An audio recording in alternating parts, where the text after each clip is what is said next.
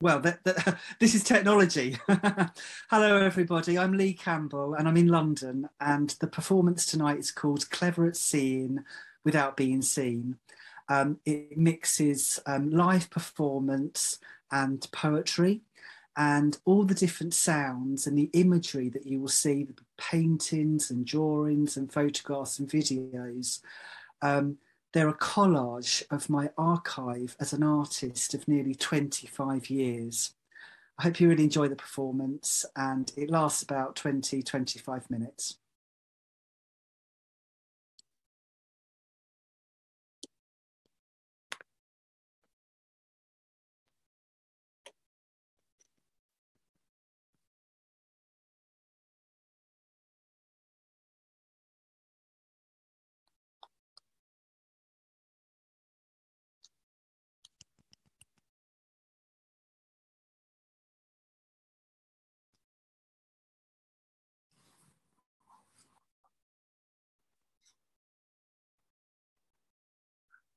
I.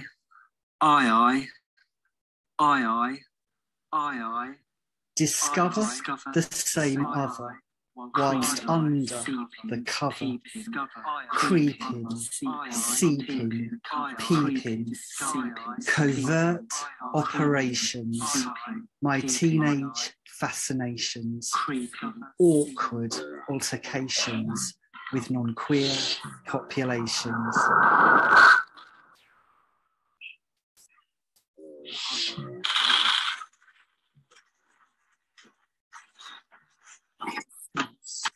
Sensations that taught me, if ever they caught me, sighed cautiously, deliberately blur, words that infer derogatory slur.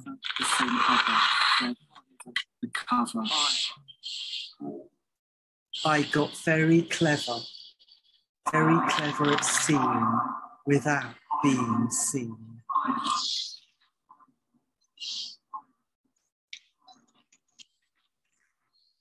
Spending longer looking at George Michael than learning his lyrics, smuggling copies of the Gay Times magazine into my bedroom, just to see guys like me. The cover. Creeping downstairs whilst my parents asleep to watch bad straight porn on television X, just to see a man naked. Football with my dad in the 90s. Chelsea, 1996. Because the left back of Coventry needs attention.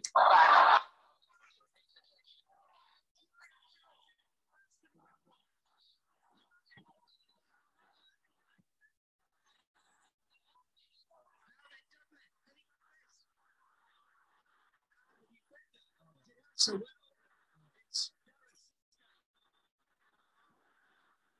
it's Dublin ahead of him to start with, but Southgate, very cool. Didn't foul him either, took it cleanly.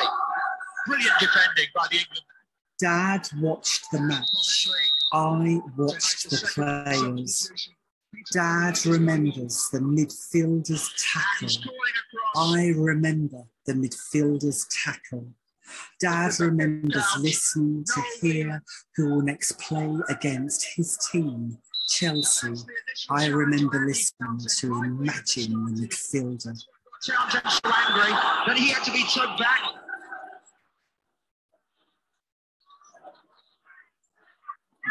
Just into Draper. Townsend didn't quite want it there, but he's managed to find Staunton defending by the England man. From me as a teen, clever at not being seen, fancy men being called one of them, George Danny, all my teenage crushes, sexy teachers, adrenaline rushes, balls and sports, men in shorts, football with dad, both happy and sad. Dad watching one way, me quite the other. Nothing beats a good tackle while seen undercover.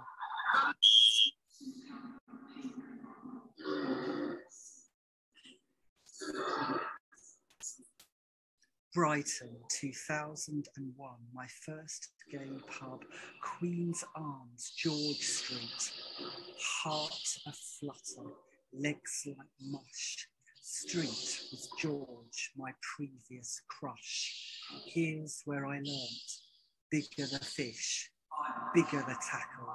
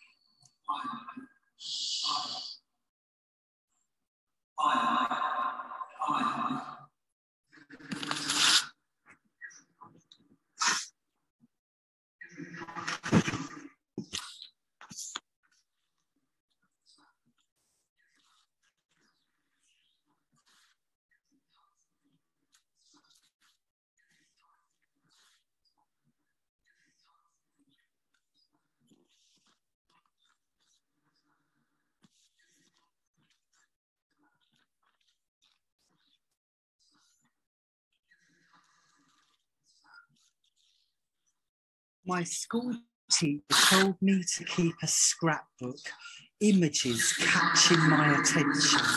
What happens now if I go back 30 years of look, when me, being me, I dare not mention? So my teacher's surprise was my scrapbook. I kept scrapping for 5 so years. Homophobic eyes fueling my shame, heteronormative culture provoking my fears. Too often too lonely with my scrapbook and tears.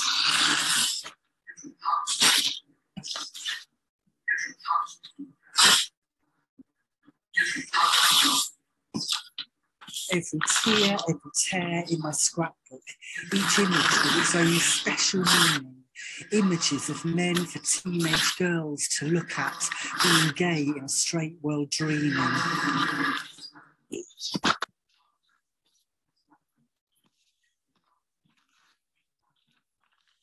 Irony being in the men I was seeing, the more I reveal, the more I conceal.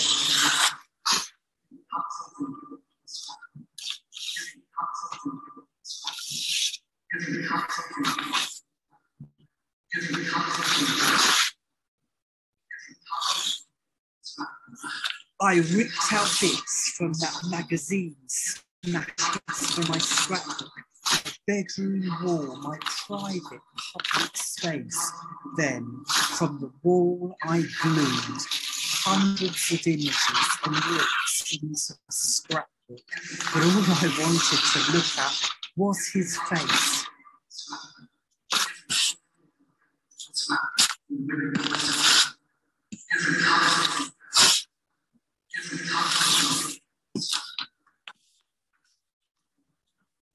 But the handsome man's face was carefully placed in between images from National Geographic magazine. I became a master of collage in those I desired, in amongst images of others and places I had been. Always liminal, clever at seeing without being seen. The artists she taught me all turned out to be queer. Did she know something about me I didn't back from my teacher, Miss Cavalier? God, it's now so obviously glaring. My rip-outs of Keith Haring and Robert Mapplethorpe's men, erotic and daring. Yet this was the time all gay men were perceived. We all have AIDS, many straight folks believed. Maybe that's why I didn't fully inquire in the artists mistaught me for fear of the fire.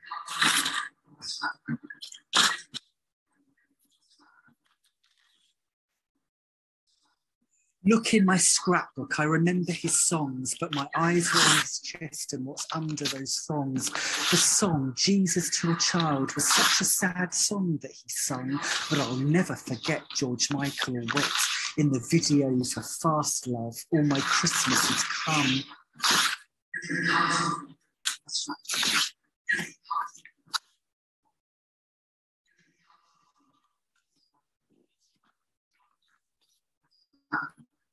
There came a day when I threw away my too heavy to carry, too bulky to manage scrapbook.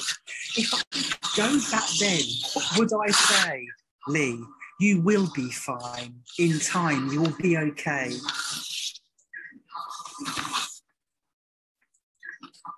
Before I destroyed my scrapbook, I photographed all 300 pages, low res, JPEG, mobile phone camera.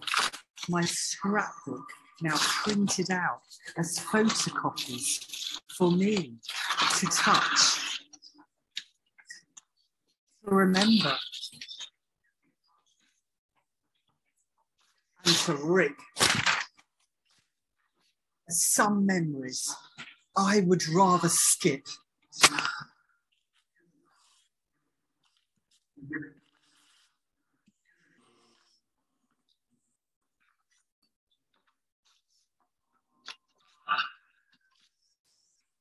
I wonder what happened to my friend called Gavin. Did he realise his dreams? What kind of life is he having? Me and Gavin, we were rebels, both on a mission. We wanted to escape where we worked with its workers' lack of ambition. That grunge indie look, all those drugs that we took. Britpop was alive. It was 94, 95. Oasis, v Blur. Who did you prefer? I was so turned on seeing Gavin put black eyeliner on. I wanted to kiss him, but I knew it was wrong. I tried hard to unsee him having sex in the back of his Ford. Sex with Gavin mascara, his girlfriend adored. It's clear now, looking back, I acted so coy. I couldn't show my true feelings for black eyeliner boy. Then, working during a McDonald's stint, I perfected the art of the squint, escaping the gloom in the McDonald's smell changing room. It was late 94, the first time I saw this guy from the grammar school stripped to his jock. I thought it rude not to glance what's under his pants. My eyes couldn't stop. My eyes were on lock. He had that grammar school voice my co-workers despise, so they gave him the worst job in the kitchen. He was stationed on fries. Every chance I'd be skipping, the hamburger flipping, yet it allowed me some spying at grammar guy frying. Getting sweaty whilst cooking, I couldn't stop looking at grammar school guy through the flames of my griddle. Just imagine a burger with his meat in the middle.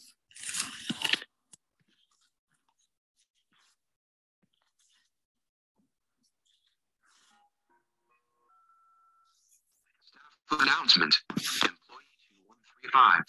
Yes, you, Campbell. Go to the freezer and get more burgers.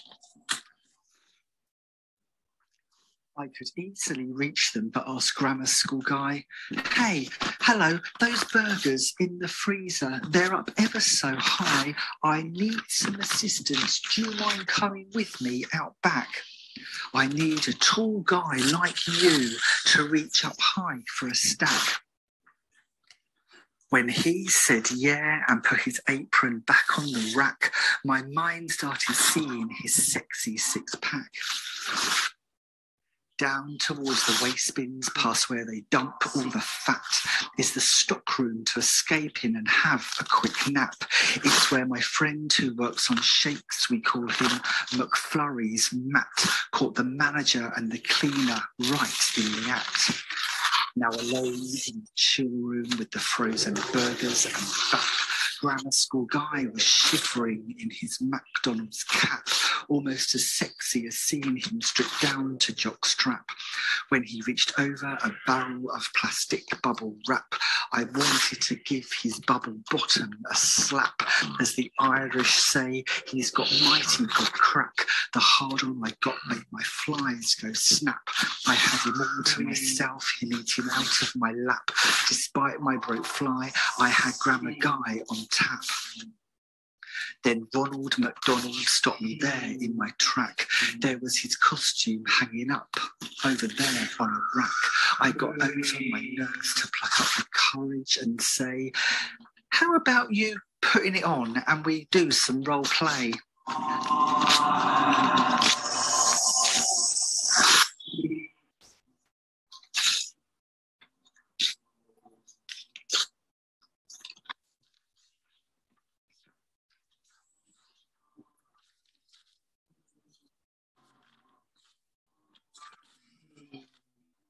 To my utter amazement, he started stripping right down, and in a couple of minutes, he was dressed up as Ronald McDonald, the clown, trying to sound all American and speak all Yank.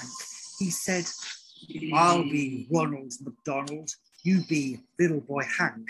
Then he said, do you want me to size up your fries and give you some big boy treats?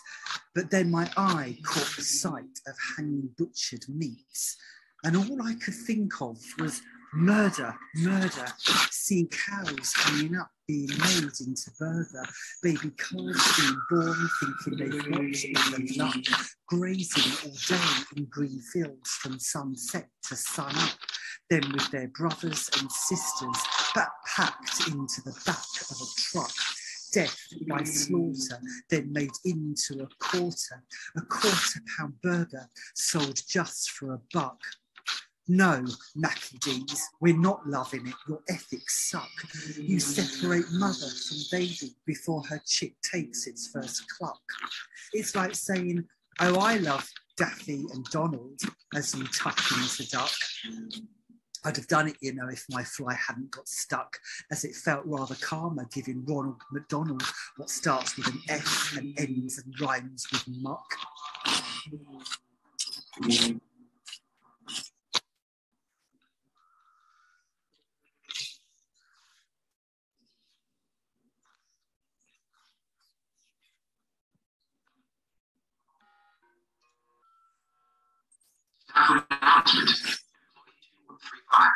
Yes, you, Campbell, employee 7984.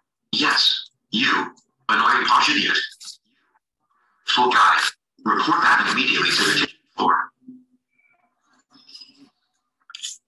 And so I said, thanks, I'll see you back in the kitchen. I need to go for a crap. And I left with my thoughts, and I think we'll leave it at that. Me imagining him still in Ronald McDonald's disguise.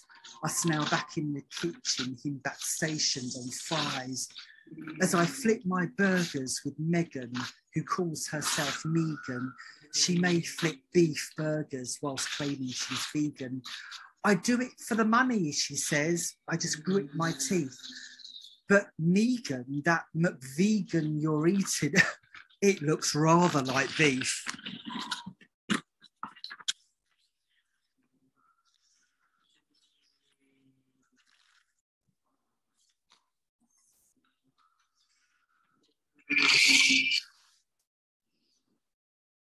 Summer 1993, same train, the 8:05 from Leighton, Central Line to Oxford Circus, where I alighted to do work experience in mind-crushingly boring office job. That stretch between Leighton and Bank, he would always get on the train at Bank, and that's when I fully woke up to my senses. He always sat in the same seat, always eyes closed. I had approximately 13 minutes before he would alight at Tottenham Court Road, but 3 minutes of him in full view without distraction as the train got busier around St Paul's, where someone would always shout, "Move down the train, please," and my view of him would be blocked by a striped suit commuter or a big bummed builder, and then I would have to enjoy him at partial gaze.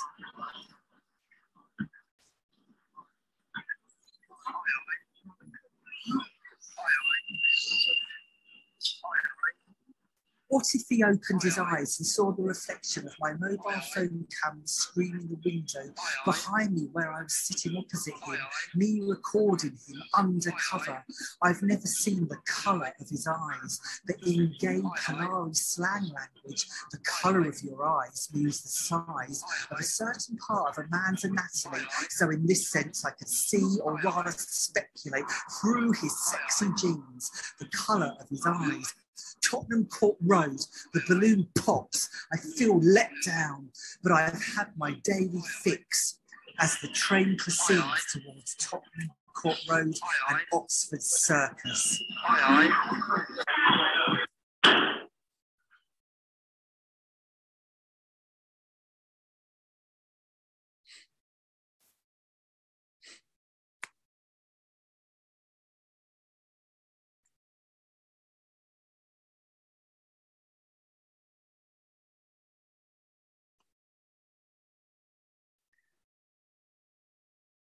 Growing up, the gay teen, I got very clever at not being seen, thinking covert operations were all on me, but I soon learned quite the opposite, working in this office the summer of '93, doing work experience at this office called BJ Sales. Despite the job's boredom, I've got a scrapbook of tales.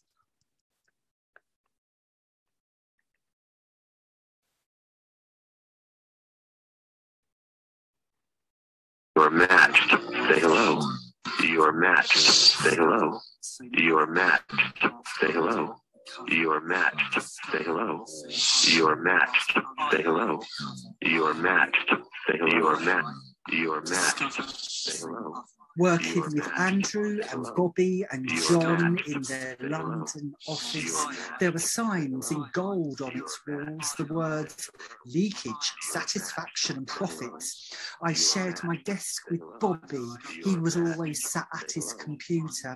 He spent all day browsing the gaydar websites to find his next male suitor. Bobby's own idea of the word satisfaction was how far would he go to get some action. From the time he clocked in to the time he would go, all I could hear over our desk was, "Your match, say hello." Please deliver the report to the manager. You're matched.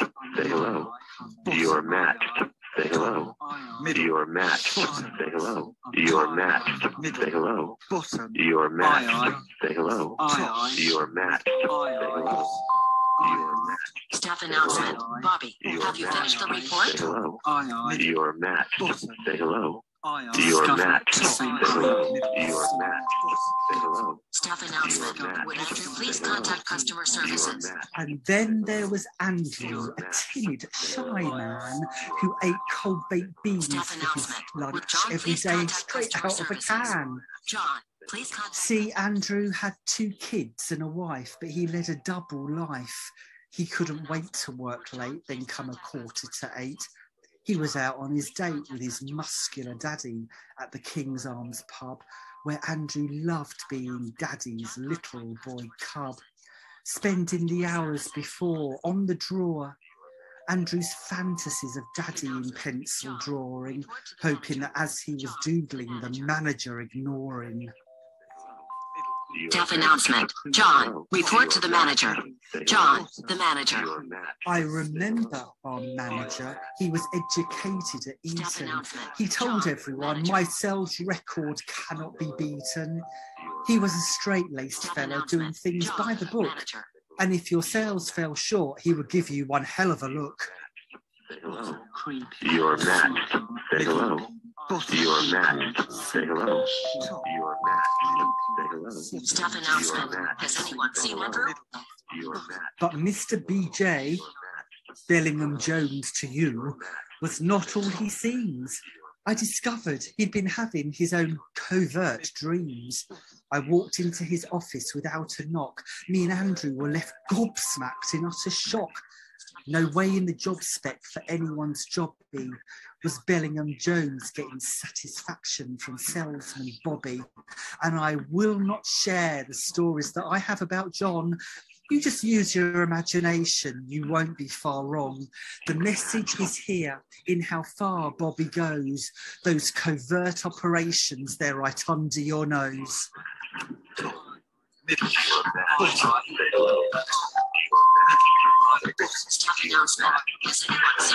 Aye, aye. Aye, aye. Aye, aye. Aye, aye. Aye, aye. Aye, aye. Aye, aye.